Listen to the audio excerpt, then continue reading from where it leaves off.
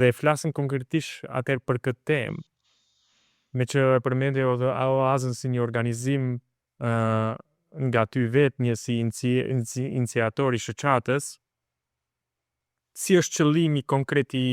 një organizimi të tillë? A është publiku kryesor shqiptarët si grup i mbyllur, apo ka tentativa dhe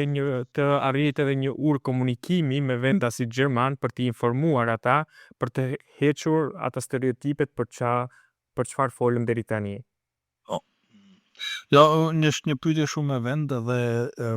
shkurt po të dyat, por du ta lidh këtë me emrin OAS, domethënë Organizacion dhe Albanischen Akademika und Studierenden der Albanischen Diaspora. Domethënë është tani e kemi ndryshuar për së fundi herë, por përfshin këtu disa gjëra. Së pari, emri është në gjuhën gjermane, për të dhënë një identifikim direkt se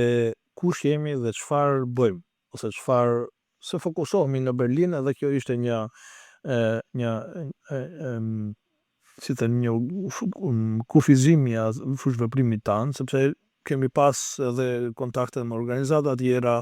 në të gjithë Gjermaninë dhe kemi parë edhe si është e angazhuar ana gjermane për të kuptuar më mirë,